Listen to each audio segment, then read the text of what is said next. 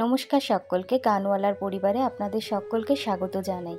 আশা করি আপনারা সকলে ভালো আছেন, আমিও ভালো আছি। আজকে যে ভিডিওটা আমি আপনাদের সঙ্গে শেয়ার করছি সেটা হলো আমার বাবার কর্মস্থল। বুঝতেই পারছেন আমি কোথায় আছি। তো ছোটোবেলা থেকে আমি অনেকবার গেছি, অনেক স্মৃতি আমার এইখানে। আর আমার বাবার তো গোটা জীবনই কেটে গেল। চলুন, আমি তো ভিডিও বানাতাম না, এখন ভিডিও বানাই। সেই জন্য ভাবলাম থাকুক স্মৃতির পাতায় একটি ভিডিও হয়ে। তো এখন ওপরে উঠছি, সবটাই শেয়ার করব। এই লঞ্চের ভেতরেই কি কি আছে সবটা আপনাদের সঙ্গে শেয়ার করব। হাওড়া বাবুঘাট থেকে যে লঞ্চগুলো চলে আপনারা মোটামুটি সবাই চড়েছেন, জানি না ভেতরে কি আছে সেটা কতজন জানেন, সেটাই একটু আপনাদেরকে জানানো, শেয়ার করা। তো বাবুঘাট থেকে লঞ্চটা ছেড়েই দিয়েছে, এখন আমরা যাব হাওড়ায়। যেহেতু ছট পুজো ছিল, আমি ছট পুজোর দিন গেছি, চারিদিকটা অপূর্ব সুন্দর লাগছে। বাবা ভিডিও করার সময় সমস্তটাই বলে বলে দিচ্ছিল, তবে সেই সাউন্ডটা আমি রাখতে পারিনি। লঞ্চটা যেহেতু চলছিল, ইঞ্জিন চলছে, আওয়াজটা এত বেশি এবং অন্যরকম, সেই জন্য বাধ্য হয়ে আমাকে ভিডিওর সাউন্ডটা অফ করে দিতে হয়েছে। আমি বলছি, ভয়েস ওভার দিচ্ছি। যদি বাবার ভয়েসটা আমি রাখতে পারতাম আপনাদেরও বুঝতে অনেক সুবিধা হতো। বাবা যেইভাবে বলতে পারবে আমি তো সেইভাবে বলতে পারবো না। তারপরও চেষ্টা করেছি বাবার কথাগুলোকে আপনাদের সামনে তুলে ধরবার। চলুন তাহলে দেখুন কেমন লাগে। ভালো আছি। হ্যাঁ হ্যাঁ একদম। একটু বলো এটা কি কি কি একটু বলবে। হ্যাঁ এটা কি, এটা এগুলো হচ্ছে এটা হচ্ছে রিমোট বলা হয়। আচ্ছা, রিমোট, এর নাম রিমোট। আচ্ছা। রিমোট হচ্ছে, এটা হচ্ছে কিরকম ভাবে ইঞ্জিন কতটা চালানো হবে এর দ্বারা কন্ট্রোল হয়। কতটা জোরে চালাবো, কত আস্তে চালাবো, সামনে চালাবো না পেছনে চালাবো, এটা ইন্ডিকেটর। এটা হচ্ছে বলা হচ্ছে রিমোট। আর এই জিনিসটা এগুলো হচ্ছে বিভিন্ন রকম অ্যালার্মের কন্ট্রোলার, বিভিন্ন রকম জেনারেটর আছে তার কন্ট্রোলার, তার সিস্টেম এগুলো আছে। এইগুলো হচ্ছে নেভিগেশন সুইচ, অর্থাৎ লাইট, রাত্রে আমাদের যে লাইট জ্বলে তার সুইচ আছে, ওখানে সুইচ আছে। আর এটা হচ্ছে এইটা ম্যানুয়াল, এইটা কোনো কারণে ফেল হয়ে গেলে তখন এইটার সাহায্যে চালানো হয়। এটাকে বলা হয় জয়স্টিক। এই জয়স্টিক, হ্যাঁ জয়স্টিক, এটার মাধ্যমে এটা চালানো হয়। আগে তো সিস্টেমগুলো অন্যরকম ছিল, এখন তো বদলে গেছে। এগুলো টেকনোলজি উন্নত হয়েছে, ওই জন্য এটা আগে এত কিছু আমি দেখিনি, মানে এখন এই লঞ্চগুলোতে দেখা যায়। এইটা হচ্ছে দুটো ইঞ্জিন আছে, কত কত চলছে সেইটা শো করছে, মিটার শো করছে। হ্যাঁ, এবার তোমাকে একটু দেখাই, তুমি একটু তাকাও। হ্যাঁ একদম। এই তোর মায়ের সঙ্গে সেই বজবজে গিয়েছিলে আমার, তারপরে মাঝে ডাক্তার দিদির কাছে এসে দেখা, তারপরে এই দেখা ও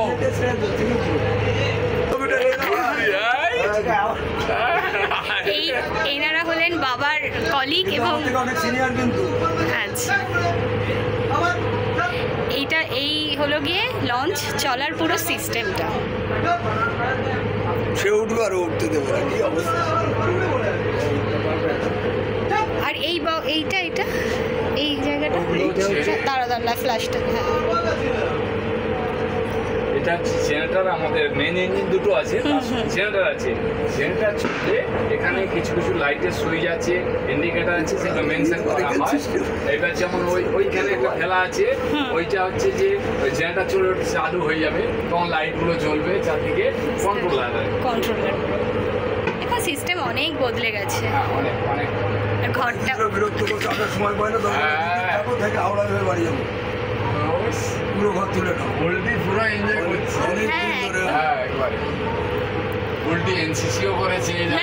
দেখতেই পেলেন, এইটা হলো একদম লঞ্চের ওপরে থাকে এই ঘরটা, এটার মাধ্যমেই লঞ্চ চালানো হয়। আর নিচে আছে ইঞ্জিন, দেখাবো চলুন। এটা হচ্ছে জলের ট্যাঙ্ক, বাবা আপনাদেরকে দেখাচ্ছে এবং বলছে, কিন্তু বললাম না সাউন্ডটা আমি রাখতে পারিনি ওই ঘরে, তাও সাউন্ডটা কম, এখানে বিভৎস আওয়াজ। চলুন এবারে যাব নিচে। এই জায়গায় এই রশিগুলো আছে, এই রশিগুলোর মাধ্যমে যখন জেটি আসে, জেটিতে একজন থাকে, ছুঁড়ে দেয়, দিলে তারপর লঞ্চটা বাঁধা হয়, সবাই নেমে যায়, আবার যারা যাবে তারা ওঠে। এই রশিগুলোর কাজ হলো এটাই। এটা বাবাদের দড়ি বাঁধার জায়গা। এই যে, এখন সিস্টেম বদলে গেছে।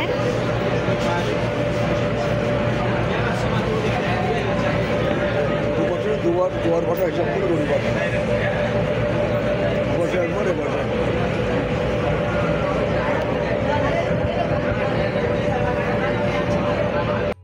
চলুন, দেখলেন বাবা বলল যে জোয়ার ভাটার হিসাবে দড়ি দুপাশে দুবার বাঁধা হয়।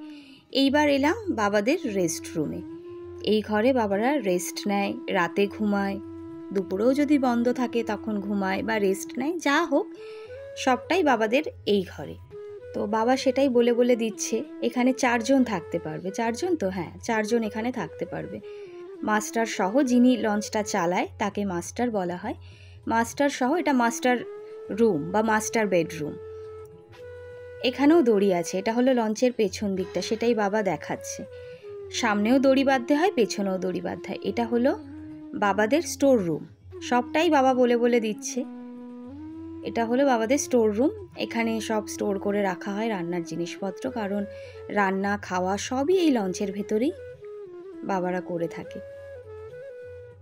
এই হলো বালতি, এই বালতি করে বাবারা জল তোলে। এবার বাবা দেখাচ্ছে আপনাদেরকে রান্নাঘরটা। এই হলো বাবাদের রান্নাঘর, এখানে বাবারা রান্না করে, দেখুন আপনারাও।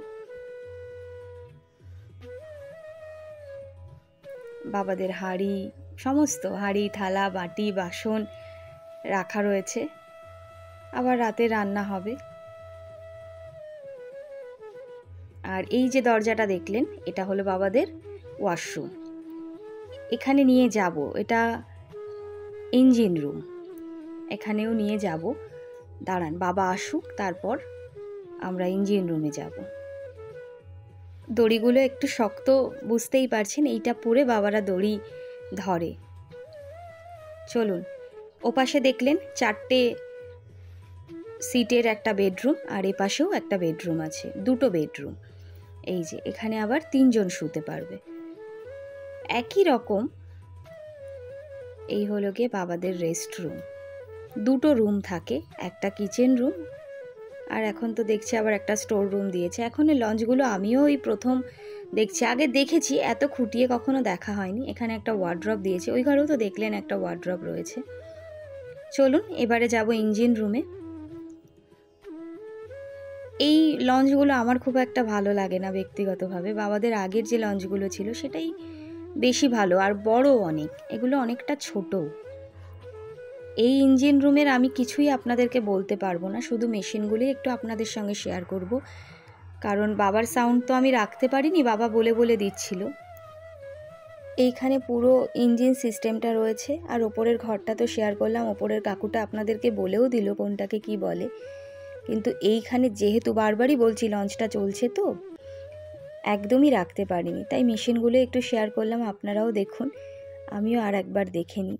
এই ঘরটা না নিচে তো আটকা ঘর, প্রচণ্ড কষ্ট হয়। যে কাকুদের ডিউটি থাকে তারাই জানেন যে এই ঘরে যখন তাদের কাজ করতে হয় কতটা কষ্ট হয় এই মেশিনপত্রের মধ্যে। আমার বাবা যেহেতু লঞ্চে চাকরি করে, সেই জন্য আমি অনেকবারই অনেকের কাছ থেকে এই প্রশ্নটা পাই যে তোর বাবারা কোথায় খাওয়া দাওয়া করে, কোথায় ঘুমায়, কিভাবে থাকে। তো তাদেরকে আমি এতদিন মুখেই উত্তর দিয়ে এসেছি, আজকে তারাও ভিডিওটা দেখবে যে আমার বাবা কোথায় কি করে। শুধু শুধু তো আর ভিডিও করে এনে দেখানো যায় না, তবে যেহেতু ভিডিওটা বানাই, এখন ব্লগিং করি, সেই জন্য তারাও দেখতে পাবে যে আমাদের, শুধু আমার বাবা নয়, লঞ্চে যারা থাকেন তারা কিভাবে জীবনযাপন করেন। চলুন এবারে ওপরে উঠি, এই ঘর থেকে বেরোই এবারে। এখানে রয়েছি, বড্ড কষ্ট হচ্ছে, এবার উঠি ওপরে। আমি আর বাবা উঠছি। লঞ্চের ওপরে উঠেছিলাম, হাওয়া এত, চুল একদম এলোমেলো হয়ে গেছে। বাবা আবার একবার ইঞ্জিন রুমে গেছিল, আমি আর যাইনি, ওপরে দাঁড়িয়েছিলাম। এবার আর একবার ওপরে যাব, তারপর বাড়ি। যতটা পেরেছি আপনাদের সঙ্গে শেয়ার করেছি। লঞ্চটা যদি বন্ধ থাকতো, মানে যখন রেস্টে থাকে, তখন যদি আপনাদের সঙ্গে শেয়ার করতে পারতাম খুব ভালো হতো। বাবা বলে বলে দিচ্ছিল, যদি পারি এইভাবে কখনো ভিডিও শেয়ার করতে, অবশ্যই আপনাদের সঙ্গে ওই রকম একটা ভিডিও শেয়ার করব। সন্ধে হয়ে গেছে, বাবা বেশ কিছু কথা বলেছে, কিন্তু ওই আমি বাবার কথাগুলো রাখতে পারিনি। যাই হোক, বাবার গোটা জীবনটা জলেই কেটেছে।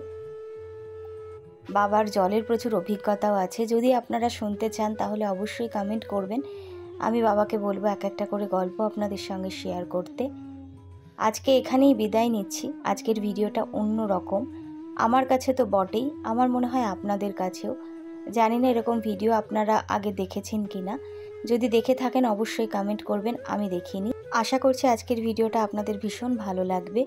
আজকে তাহলে এখানেই বিদায় নিচ্ছি। ভিডিওটা যদি ভালো লাগে তাহলে অবশ্যই লাইক, কমেন্ট, শেয়ার করবেন। সকলে খুব ভালো থাকবেন, সুস্থ থাকবেন, সচেতন থাকবেন। দেখা হবে আবার একটা অন্য ভিডিও নিয়ে। সকলে ভীষণ ভীষণ ভীষণ ভালো থাকবেন আর এভাবেই পাশে থাকবেন। সকলে ভীষণ ভালো থাকবেন। বাবা টাটা।